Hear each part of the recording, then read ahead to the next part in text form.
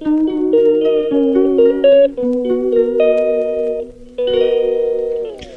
Everyone, কি খবৰ আপোনালোকৰ? আশা কৰোঁ চবৰে ভাল, লগতে মোৰো ভাল। আৰু নতুন ভিডিঅ' সৈতে মোৰ চেনেলত পুনৰবাৰ স্বাগতম জনাইছোঁ MC ব্লগলৈ।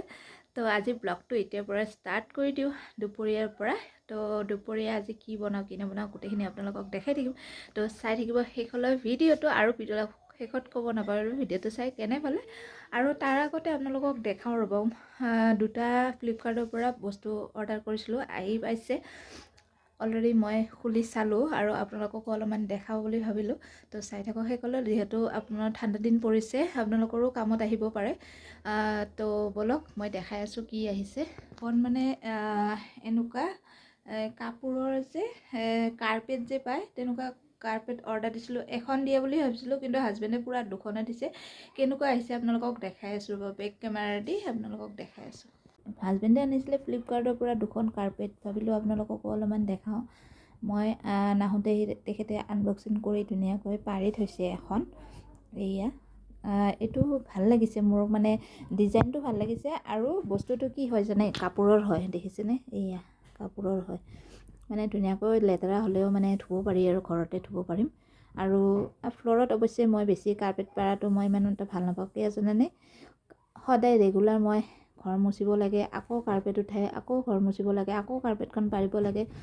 তেনেকুৱা এটা প্ৰব্লেমত চিটুৱেশ্যনত পৰি যাওঁ। সেইকাৰণে ভাবোঁ নাপাৰাকৈ থৈ দিওঁ, কিন্তু হাজবেণ্ডে ঠাণ্ডা বহুখিনি পৰিছে, সেইকাৰণে কাৰ্পেট পাৰিব লগা হৈ গৈছে। আৰু এখন দিছে এনেকুৱা এখন, দেখাই আছোঁ ৰ'ব, খুলি মেলি গোটেইখিনি আপোনালোকক দেখাই আছোঁ। মোবাইলটো ধৰি দিয়া মানুহ নাই যে, এনে অকলে অকলে ধৰি কেনে গোটেইখিনি দেখাই আছোঁ। এইয়া এখন মানে এনেকুৱাই আৰু ছেম ডিজাইনে, ছেম ডিজাইনটো বেলেগ, কিন্তু কালাৰটো এইটো কালাৰ ৰেড কালাৰ হয়। ছেম মানে ছেম কাপোৰৰে হয় দুখনে। আৰু এইয়া ফুলবোৰো ধুনীয়া লাগিছে মোৰ। আৰু হাজবেণ্ডৰ চইচ মোৰ ইমান এটা ভাল নালাগে কেতিয়াবা কাপোৰৰ, তেখেতে অলপমান চইচটো অলপমান কমকৈ জানে। কিন্তু এইবাৰ কাৰ্পেটৰ কালাৰটো বহুত ধুনীয়া লাগিছে, তেখেতৰ চইচটো ভাল লাগিছে মোৰ এইবাৰ। এইয়া মই ভাবি আছিলোঁ এনেকুৱা কিনিম কি এনেকৈ ভাবিলোঁ। আগতে কাৰ্পেট আছে, কিন্তু সেইবোৰ কাৰ্পেট বহুত মানে ৱেট থাকে ন, সেইবোৰ কাৰ্পেট মানে এবাৰ পাৰিলে উঠাব নোৱাৰোঁ। সেইকাৰণে ভাবিলোঁ এনেকুৱা কাৰ্পেটবোৰ মানে লেতেৰা হ'লেও ধুব পাৰি আৰু ঘৰতে ধুব পাৰি। আৰু এইবোৰ ধৰক আপোনালোকে বিচনাটো পাৰিব পাৰে, যদি ভাবে আৰু মানে ফ্ল'ৰত নাপাৰোঁ, বিচনাটো পাৰিব। কিন্তু টাইলছত কিন্তু এইটো কাৰ্পেট সিমান এটা ভাল নহয়, কাৰণ কি এইটো কাৰ্পেট পিছলি যাব পাৰে, মানে অলপ পিছল টাইপ ন কাপোৰৰ, পিছলি যাব পাৰে। সেইকাৰণে এইটো কাৰ্পেট মানে টাইলছৰ কাৰণে ইমান এটা বেটাৰ নহয়।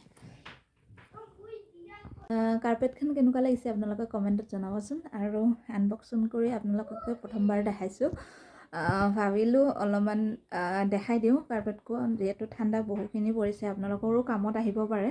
আৰু ফ্লিপকাৰ্টৰ পৰা লৈছিলে মানুহজনে, কিমান লৈছে কি লৈছে সেইটো মই ভালদৰে নাজানো। তেখেতক খালি তেখেতে দৌৰাদৌৰিকৈ অফিচ যোৱাৰ আগে পাৰ্চেল আহিছে, মই গমেই নাপাওঁ। তেখেতে ৰাখি থৈছে, পে'মেণ্টটো তেখেতে কৈছে, তেখেতৰ পৰা মানে গম পাই মানে আপোনালোকক ক'ম বাৰু।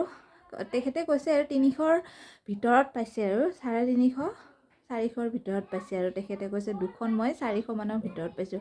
মানে চিম্পুল আৰু আপোনালোকে ঘৰতে এইটো ধুবও পাৰে, ধুই মেলি আৰু শুকাব দিবও পাৰে। কাৰণ কি কিছুমান কাৰ্পেটত ধৰ ঘৰত ধুব নোৱাৰি আৰু বহুত ওজন হয়, আৰু পাৰিলে পূৰা ফ্ল'ৰটো মানে মুচিবও নোৱাৰি।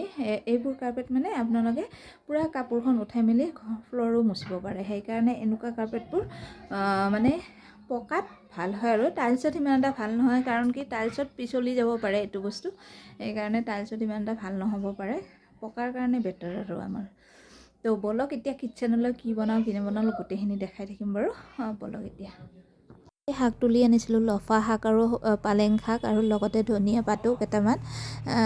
মই ভাবিলোঁ আজি শাকেদি, মাছ আনিছিলে, ভাবিলোঁ মাছেদি কিবা এটা খাম আৰু। তো সেইকাৰণে মাছখিনি প্ৰথমে ফ্ৰাই কৰি ল'লোঁ। ভাবিলোঁ মাছেদি আজি মাছৰ মাথাইদি আজি শাক বনাওঁ, কেনেকুৱা লাগে আৰু চাই লওঁ। আৰু মাছ ভজা তেলখিনিতে মই শাকখিনি দি তাতে নিমখ হালধি আৰু জলকীয়া দুটা দি ধুনীয়াকৈ অকণমান ভাজি লৈছোঁ। তাতে দিলোঁ মাছৰ মাথা দুটা, দি ধুনীয়াকৈ অকণমান মাছৰ মাথাটো ভাঙি দিছোঁ যাতে খাই ভাল লাগে, টেষ্ট লাগে আৰু খাই অকণমান জিৰা দি কেনে ভালদৰে ফ্ৰাই কৰিছোঁ। আৰু এনেকৈ পানীলাও দি খাই ভাল পাওঁ। আৰু লগতে ভাবিলোঁ আজি শাকেদিনো কেনেকুৱা লাগে চাওঁ, সেইকাৰণে ভাবিলোঁ প্ৰথমবাৰ বনাইছোঁ। আৰু এইপিনে আলু চব্জি বনাবৰ কাৰণে আলু বিলাহী জোল এখন বনাব মাছেদি ভাবিলোঁ। সেইকাৰণে আগতীয়াকৈ পিঁয়াজ নহৰু আৰু আলুটো ধুনীয়াকৈ অকণমান ফ্ৰাই কৰি লৈ 2টা জলকীয়া দিছোঁ আৰু লগতে বিলাহী এটা দিছোঁ। বিলাহী এটা দি ধুনীয়াকৈ অকণমান ভাজি লৈছোঁ যাতে ভাজিটো মানে ভাজি থাকোঁতে আলুটো সিজি যায়। সেইকাৰণে আলুটো সিজি গৈছে প্ৰায়। এতিয়া মই উতলা গৰম পানী পূৰা ঢালি দিলোঁ। উতলোৱা গৰম পানী দিলে আঞ্জাখন টেষ্ট হয় বেছি আৰু মানে আলুবোৰো পূৰা সিজি যায়। আৰু লগতে মই ধুনীয়াকৈ ৰেডি কৰি দিলোঁ। আৰু দেখিছেনে মাছৰ মই ফিচাখন খাই ভাল পাওঁ, সেইকাৰণে মাছৰ মাথা আৰু ফিচা এটা লৈ লৈছোঁ আৰু শাক ভাজিখিনি লৈ দুপৰীয়া সাজ খাবলৈ লৈছোঁ।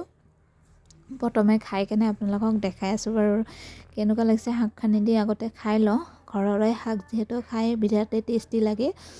আৰু দেখিছেনে আৰু কালাৰটো ইমান ধুনীয়া লাগিছে আৰু মানে খাবলৈও বহুত তৃপ্তি হৈছে। মানে মই অলপমান খাই চালোঁ, খাই চাই মানে এনেকৈ খাই বিৰাটেই ভাল লাগিছে।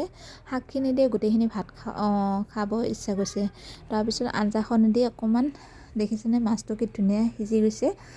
আৰু বিলাহী আলুৱে মাছে এনেকৈ এখন চব্জি বনালোঁ, মানে আঞ্জা বনালোঁ সেনেকৈ।